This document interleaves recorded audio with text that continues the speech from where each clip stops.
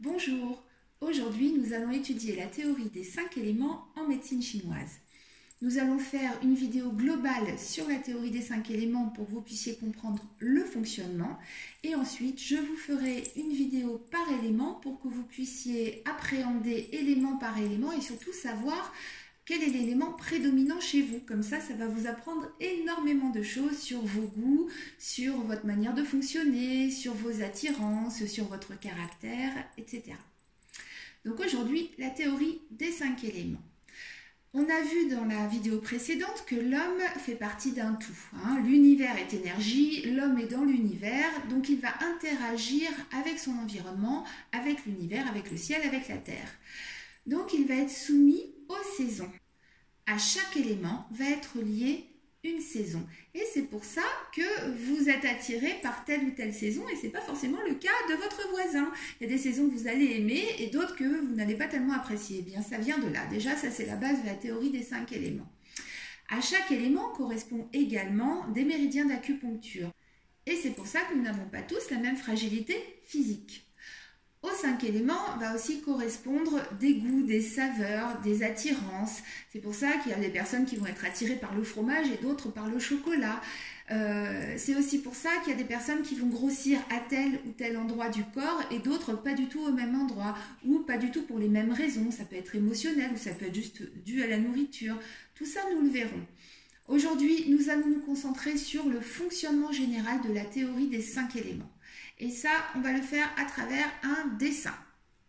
On représente en général la théorie des 5 éléments comme sur ce dessin.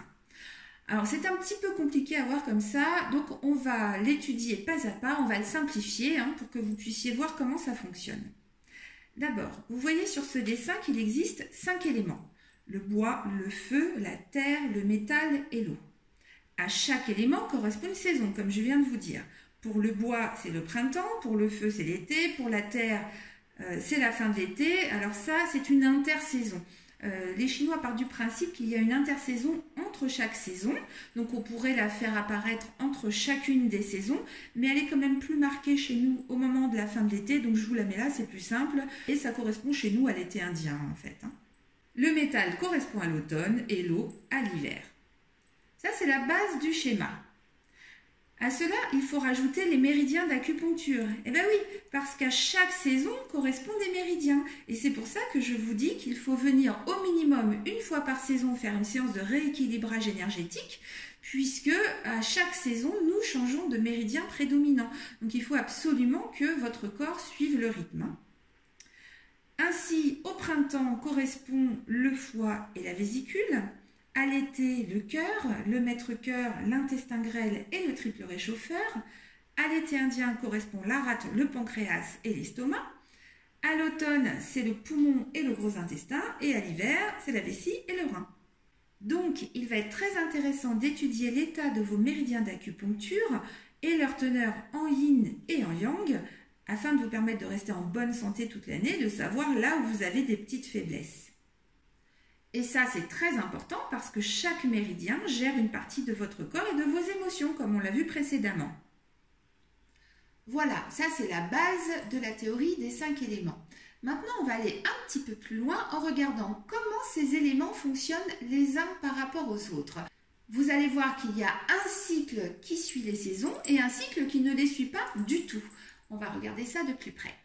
Donc, vous remarquez sur ce schéma deux formes géométriques qui s'imbriquent l'une dans l'autre. La première est un cercle. Ce cercle est appelé cycle Cheng. Il représente la dépendance d'un élément par rapport aux autres. Parce que dans la théorie des 5 éléments, rien n'est indépendant. Tous les éléments sont liés les uns aux autres. Ça, c'est très important. Je vous explique. Nous sommes au printemps, donc on va partir de l'élément bois, par exemple. Ce cercle représente le cycle de construction entre les éléments. Le bois nourrit le feu enrichit la terre en produisant des cendres, la terre produit le métal fond comme de l'eau nourrit le bois, et ensuite ça recommence, comme dans la théorie du yin et du yang, tout début est une fin, et la fin est le commencement. Reprenons maintenant la même chose au niveau des méridiens. Le méridien du foie, donc, qui intervient au moment du bois, alimente le méridien du cœur. Le cœur alimente la rate les poumons les reins, le foie et ça recommence. Voilà, vous voyez que tout est interdépendant. On appelle l'élément qui précède l'élément actuel la mer. Donc si là on est dans l'élément bois, la mer intervenait au moment de l'hiver, puisque là on est au printemps. Au moment de l'hiver, c'était l'élément eau, donc l'eau et la mer du bois. Le fils du bois va être l'élément d'après, donc on est au printemps, l'élément d'après c'est l'été, le fils du bois va être le feu. Alors si là, au niveau de l'élément bois, on n'est pas bien, ça peut venir d'avant, de la mer qui en effet n'était pas déjà en bon état. Donc si on n'a pas soigné l'élément mer, on va arriver sur l'élément fils, pas terrible. Et si l'élément fils ne va pas bien, eh bien l'élément petit-fils, donc qui sera chez nous le feu, n'ira pas bien non plus. C'est ça qui est très important à comprendre et c'est pour ça que je vous dis qu'il faut vraiment faire en sorte que vos éléments soient en bon état à chaque saison.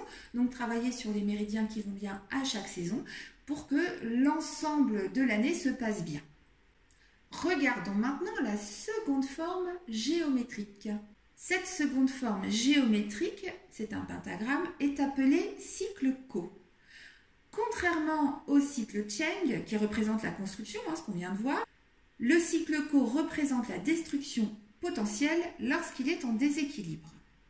Si vous suivez les branches de l'étoile, vous voyez que le bois épuise la terre. Mais oui, la terre, quand elle est cultivée en excès, elle s'appauvrit. La terre absorbe l'eau. L'eau éteint le feu fait fondre le métal coupe le bois. Donc ça représente ce qui va se passer dans votre corps quand il y a un déséquilibre énergétique. Et c'est également contre ça que l'on va lutter quand on fera des séances de digitoponcture. Et voilà, nous venons d'appréhender la théorie des 5 éléments de manière globale pour que vous compreniez comment ça fonctionne. Maintenant, les vidéos qui vont suivre vont être zoomées élément par élément pour vous aider à comprendre comment vous fonctionnez, pourquoi vous êtes attiré par telle ou telle saveur, pourquoi vous prenez du poids, pourquoi vous vous énervez ou pourquoi au contraire vous vous laissez faire. On va appréhender tout ça et surtout apprendre à y remédier avec des petites astuces faciles à faire à la maison. Donc, je vous dis à bientôt! Pour recevoir toutes les informations concernant mes nouvelles vidéos, créez-vous un compte sur YouTube. Ensuite, vous cliquez en bas de la vidéo sur le bouton rouge « S'abonner ». Ensuite, sur la cloche et sur toutes. Comme ça, vous recevrez toutes les nouvelles informations concernant ma chaîne YouTube.